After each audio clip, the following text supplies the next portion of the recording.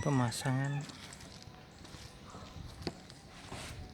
Udah hanya 30 menit aja kita sudah sampai sini.